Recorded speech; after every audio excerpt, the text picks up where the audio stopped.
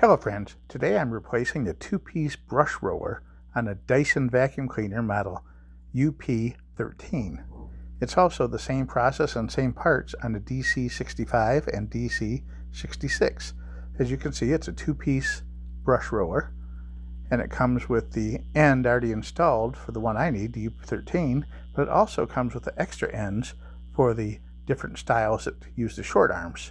That's a complete package with replacement screws, and let's put it on. Here's the power head I've removed by taking off the vacuum cleaner. We'll lift up these two red tabs, and then we can remove the floor plate by tilting it towards you and lifting it straight up and off. And we'll just set that aside for now. We're going to clean it later, but we'll just set it aside.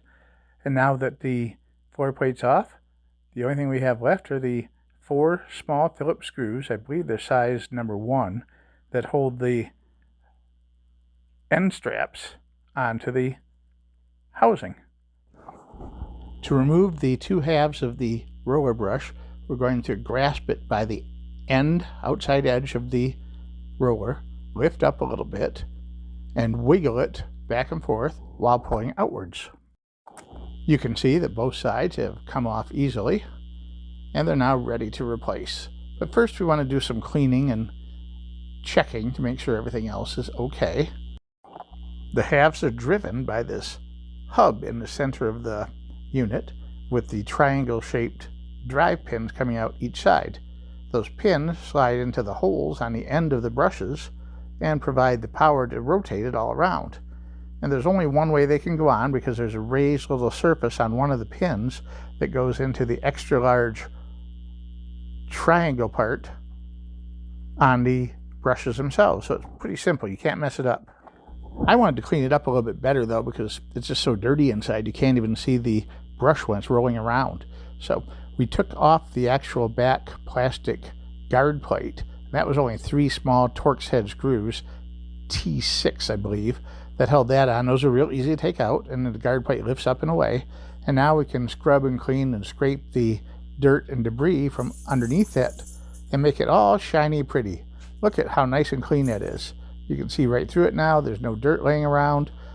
I carefully wiped down the O-ring to make sure it was clean and working properly, and cleaned out all the little cracks and crevices, and got all the dirt, hair and stuff off of the ends of the drive pins. Now we're going to push on the new roller brushes. I'll just review it one more time. Look through the end and find the part that has the larger hole than the other two parts. Line that up with the large part of the drive pin, and just simply slide it over the drive pin all the way as far as it'll go.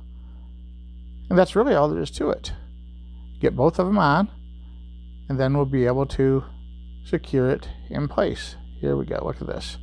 Just wiggle a little bit, slide it on. Make sure your mounting strap on the back end is down in the little grooves where it's supposed to be, like so, and you're good to go. Now you need to make a decision about which brush roller you're going to buy. I bought the $16 aftermarket one from Amazon.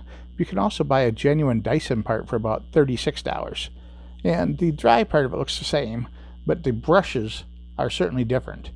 The genuine Dyson has quite a few more actual brush heads in it than the replacement one does. On the short side it has 13 versus 10 for the replacement, and on the long side I think it has like 26 versus 21. So it's quite a difference in the number of brushes. They're about the same length though, so hopefully as it goes around and beats the carpet down, it should still do a good job. But if you want to go with the quality part, you might want to spend the extra money for the genuine factory part. Now that they're both firmly in place and lined up with the screw holes, all we have to do is insert the 4 screws that hold those in place. And here's the result. This is what came out of the dustbin after doing my living room, which isn't really big. I think it's about 12 by 24. That was all taken out from today's vacuuming. I vacuumed 48 hours ago, and the dustbin was clean, the carpet looked clean, but this new beater bar sure did a good job. I'm saying it's not as good as an original Dyson, but it might be good enough because that's a lot of dust. It includes carpet fibers, cat hair, and just sandy dirt. I'm pretty happy with how it turned out. If you enjoy my videos, please click the like and subscribe buttons, share them with your friends, and check the description of the video for Amazon links to purchase the parts you need. That helps me a lot too. Thanks for watching. Have a great day, and bye for now.